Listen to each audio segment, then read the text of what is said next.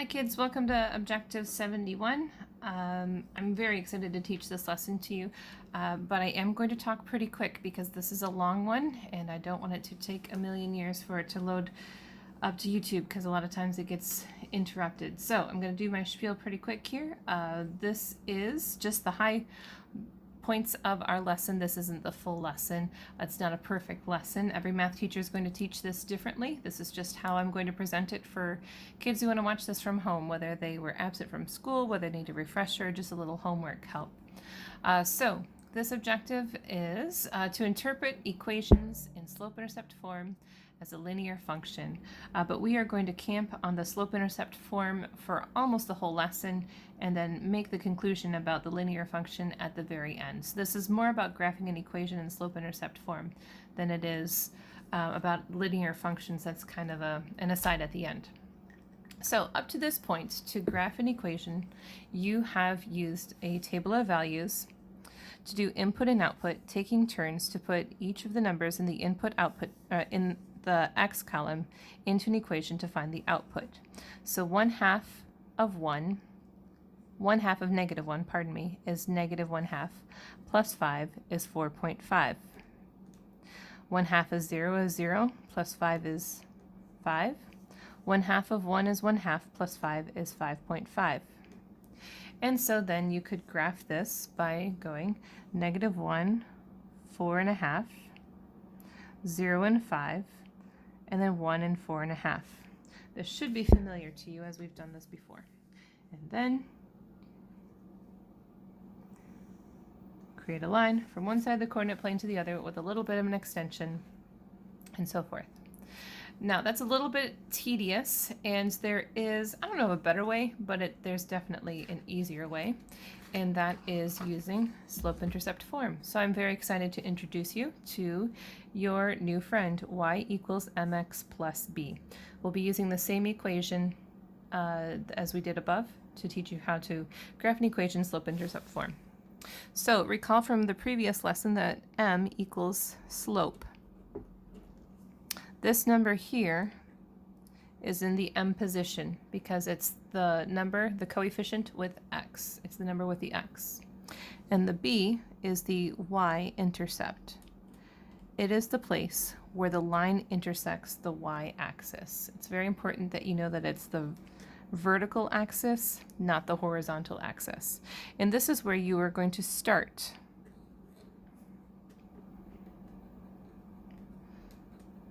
when you graph an equation in slope-intercept form.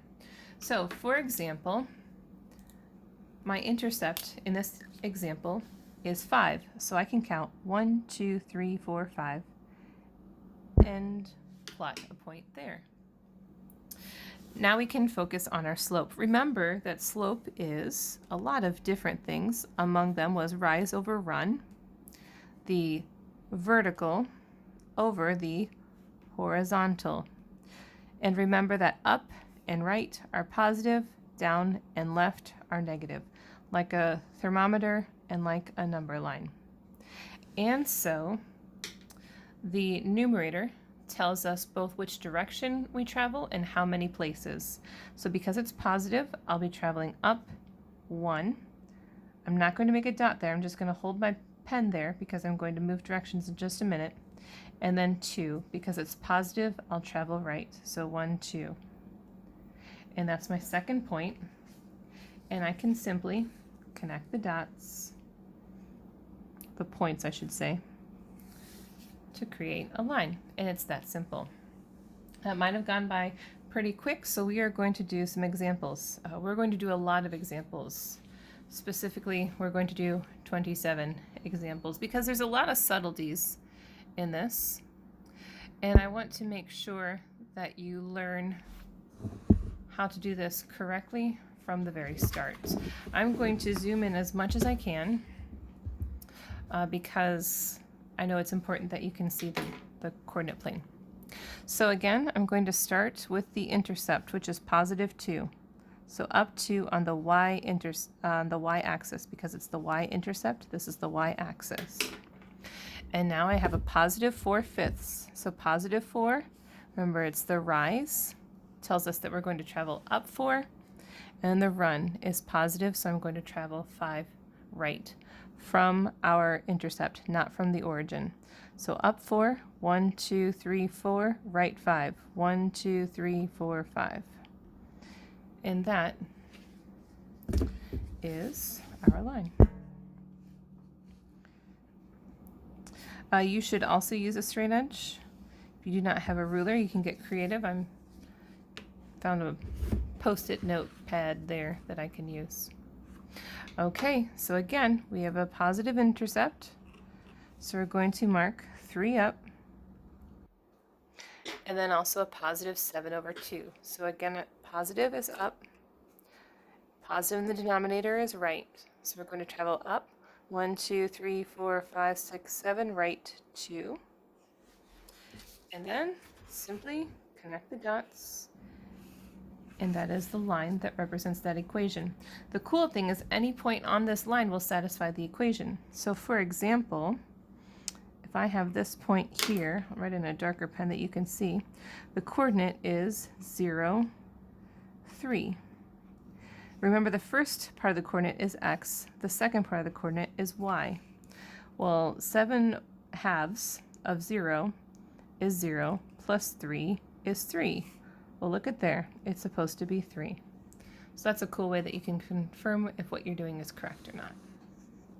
Okay, try to do this last one on your own. Give this a quick pause, and then you can check up with me. Here's positive 5, 2 up, 3 right, 1, 2, 1, 2, 3. Now if you want to, you can do that again. 1, 2, 1, 2, 3. The reason why that works is this. Let's say we forget this here, and we count how many we're going to go up and right to get to this next point. I would count up 1, 2, 3, 4, then right 1, 2, 3, 4, 5, 6. Well, 4 6 reduces to 2/3. So this is 2/3 and 2/3, and together they can combine to be 4 6, which reduces to 2/3. Kind of neat how this stuff happens. Now you'll notice that all of these lines are going from bottom left to top right because they are all a positive slope. You'll also notice, again, like what you've learned, but now you get to see it for real, that the larger the slope, the steeper the line. So this slope was 7 halves, or 3.5. This is a very steep line. But this is 2/3. That's not even 1. And so this is a more shallow slope, or a slope that's not as steep. Okay, so I'm trying to scaffold this in a way so each line we get a little bit more difficult. We get another intricacy, but not move you so fast that anyone is having nightmares about graphing equations in slope-intercept form. So now you'll notice that our intercept is negative. So instead of moving positive for a positive intercept, we're just going to move down for a negative intercept. We have a positive slope again, positive 3, positive 4. So we're just going to travel up 3, right 4. You can do that multiple times if you want to be super precise, but it only takes 2. Making sure you use a straight edge, extending from one side of the coordinate plane to the other, and so forth. Okay, try this next one, or even 2 if you'd like, and check with me again.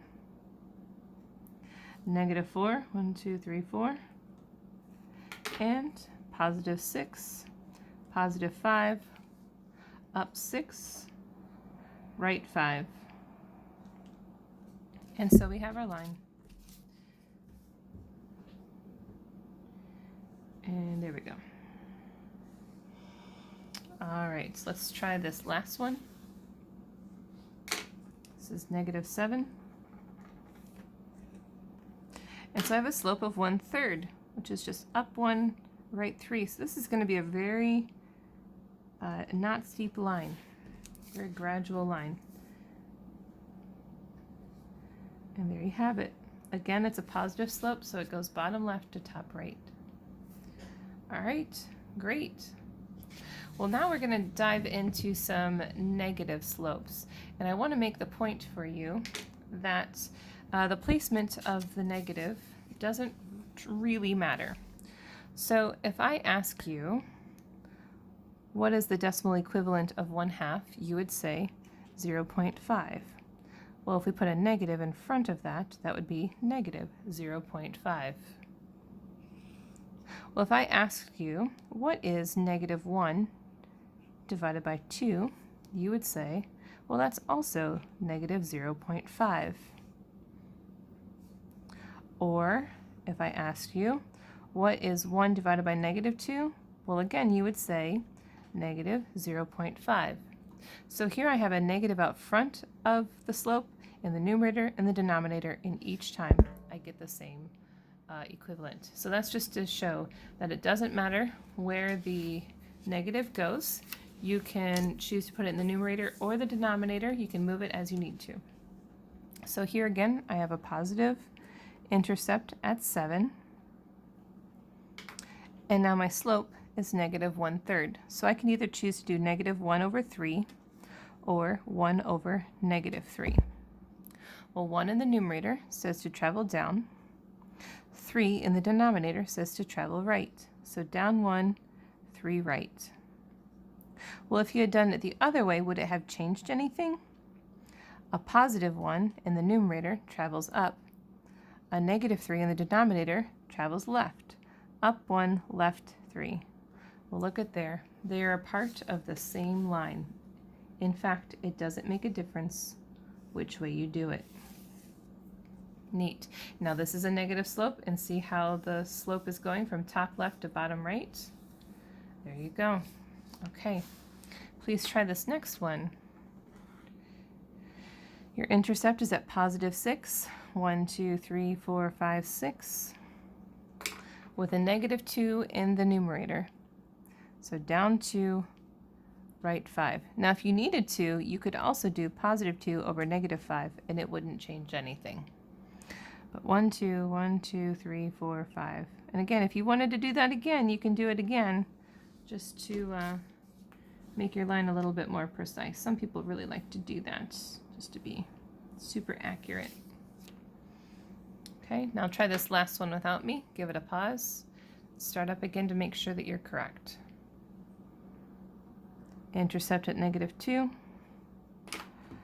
positive 2, negative 7, positive, negative, up, left. 1, 2, 1, 2, 3, 4, 5, 6, 7, and so forth.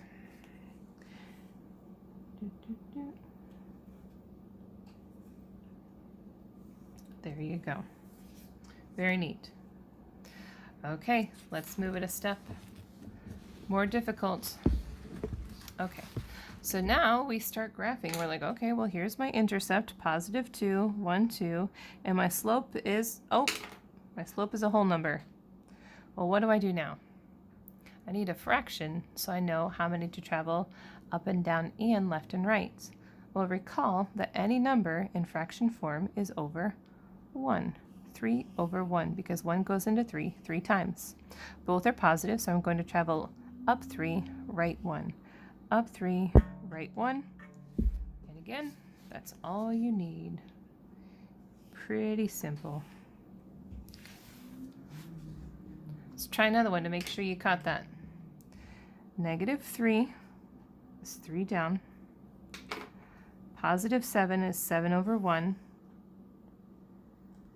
Like so. Neato.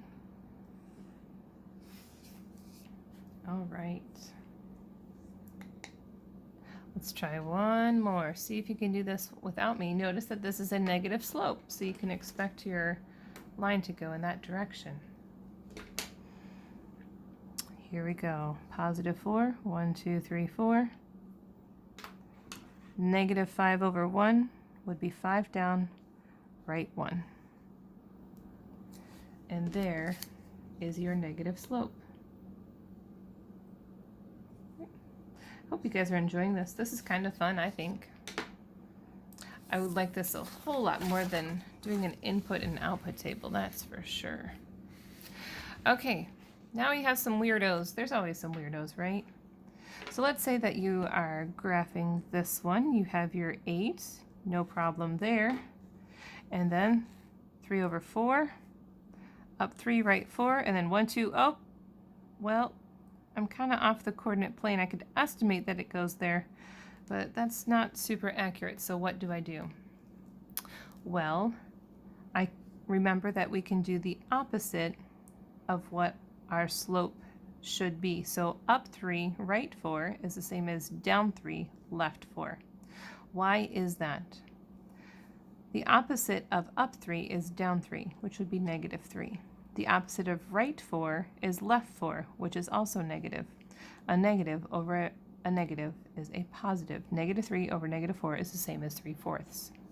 So 1, 2, 3 down and 4 left. 1, 2, 3 down, 1, 2, 3, 4 left.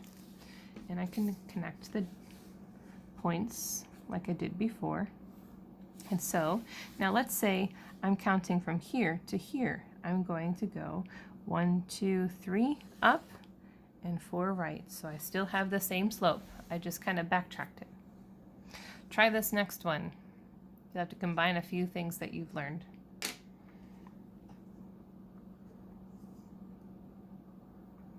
There's your positive 6. Slope is 5 over 1, up 5, right 1. 1, 2, 3, 4, 5, up. Well, should be about there. But rather than going up 5, right 1, let's go down 5, left 1. And this goes through just about where we said it was supposed to go. So we know that's correct. Good job. Let's try one more. See if you can do this without me. Maybe work out your own. Don't look until you're either stuck or done.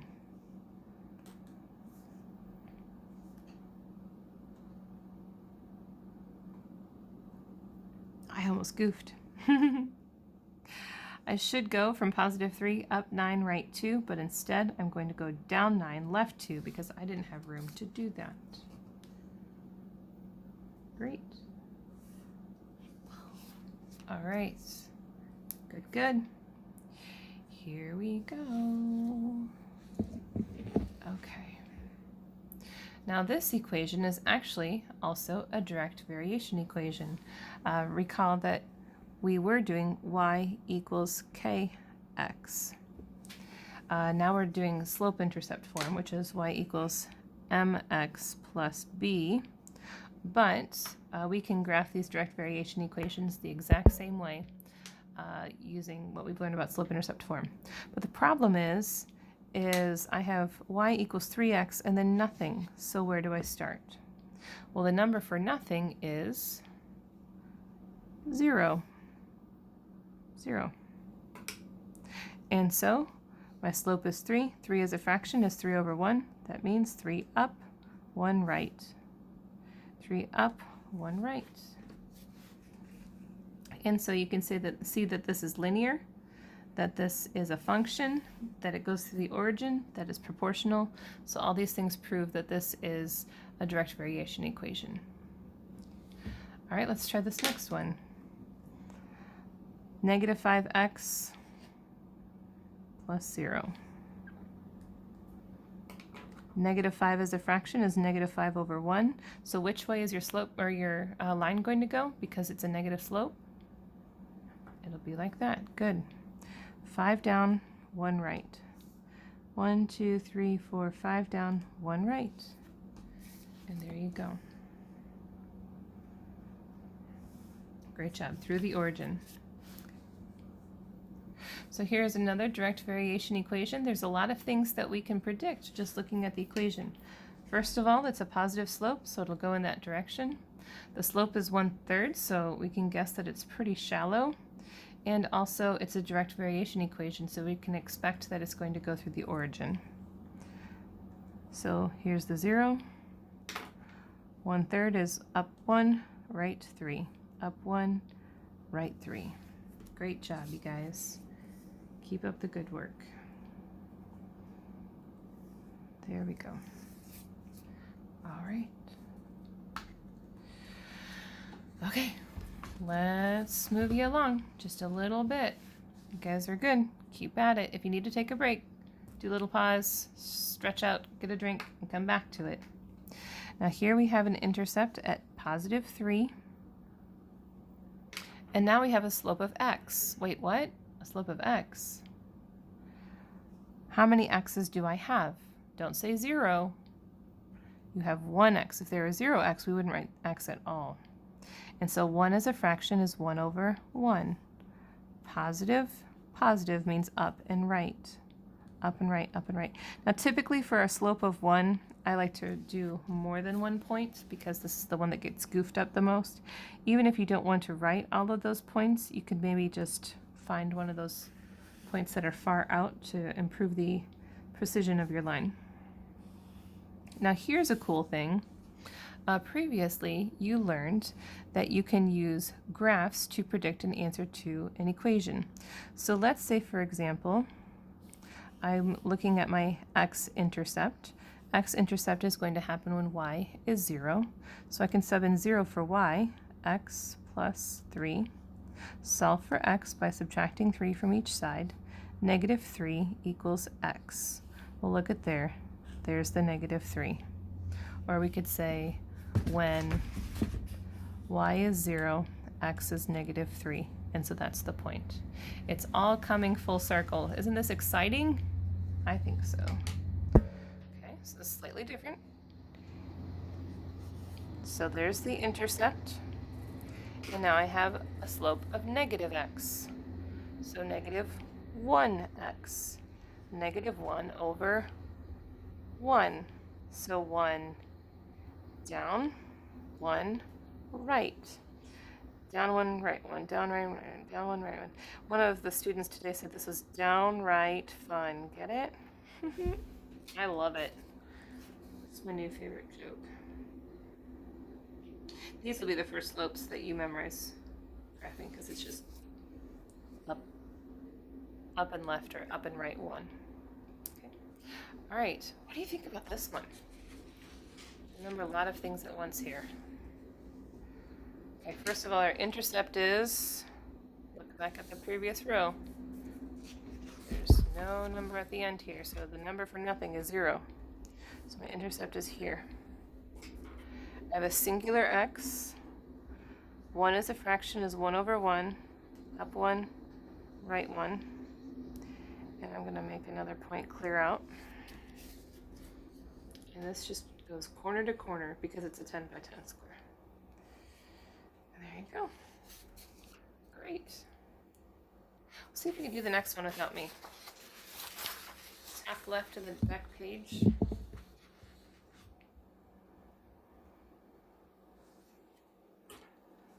Don't look again until you are done or stuck. That's what we say in class sometimes. Okay, I have no intercept written in, so I write 0 for nothing. Slope of -1, which is -1/1, so I'll go down 1, right 1. I can plot, if my eyes aren't so swimmy, a line. And so this one also goes corner to corner, but it goes in the negative direction. Good job. Okie doke. These are the coolest ones, I think. They tend to stump our kids, but you can do this. Just hang in there, okay? All right, so I have y equals -3. My question for you is -3 the intercept or the slope? It is the intercept because it's not with an x. So the intercept is -3 here. So what is my slope? I don't even have an x. So what's the number for nothing? 0. I have 0 x's. Now, if you'll recall from our previous lesson, a line with no slope is a horizontal line. But you may have forgotten that. So let me prove it to you in yet a different way. Now, 3/1 is 3. 2/1 is 2. 1/1 is 1. So if I want to write 0 as a fraction, this is so weird, but it would be 0/1. Weird, huh? We would never do that. So I've been saying how many up or down would you go, but there's no vertical movement. It's just kind of going straight. But positive 1, I can go 1 right. So 1 right. And I could repeat that, 1 right, 1 right, 1 right. Yeah, this is a horizontal line. And you can prove it this way. Let's just take this point for example. It is 1, -3. Remember, a point is made up of x and y. The y value here is -3. The equation is y equals -3. Super cool. Try this next one.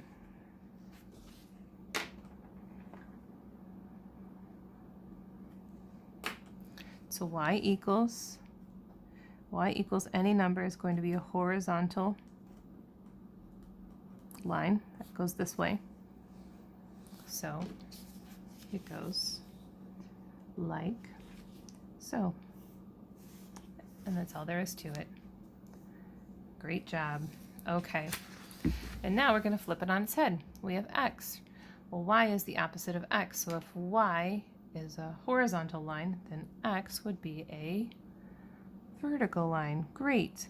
Now all of our equations so far have started with y equals y, y, y, y, y. This is the first time that I start with x. This is the only case in which your intercept that you start with is going to be on the x-axis, only when it starts with x.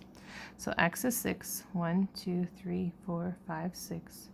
What that means is no matter what y is, x is always going to be 6. So like so. There you go.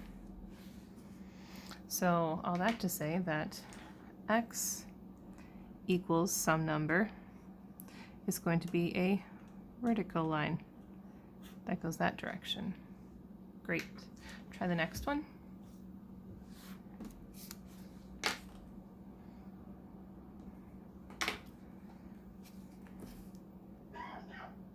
And there you go.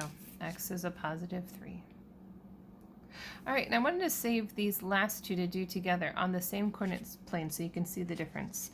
Now remember, x equals, is that vertical or horizontal? Yeah, that's vertical. And a y equals equation then would be horizontal. So if x is 0 and it's moving vertically, then x equals 0 is the y-axis. So that would make y equals 0 the x-axis. Kabam.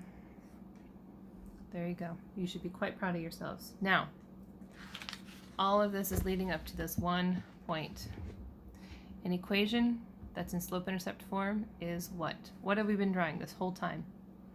Lines. It's linear, or linear, we joke about, right? We didn't make a single curve or parabola or V or weird shape. They were all linear, so you can use that to check yourself. How can we justify this? Just one way that you can do that. We haven't had any exponents or square roots so far, which is something that you learned previously when we were doing input and output tables. Graphing linear equations, I would say that is even super duper fun. I've enjoyed talking with you. Okay. Now, when I wrote your homework, I wanted to keep in mind that this is your first shot at this and you might need a little extra support. So you'll notice that there are 9 questions. You will also notice that in your notes there are 9 rows of questions, examples. So each of those rows corresponds with a question. So if you're struggling with, for example, the 3rd question, look at the 3rd row of your homework and that should help. And of course, please don't accidentally skip this last question here. So I think that's it, guys. I hope that was a good lesson for you. And here we go. If you need anything at all, please do not hesitate to contact me at drones at D231. I forgot my email address there for a minute. Net. There I am. Whoopsie. There we go. Send me an email, and I'm happy to help. All right. Thanks, guys. Have a good night. Bye.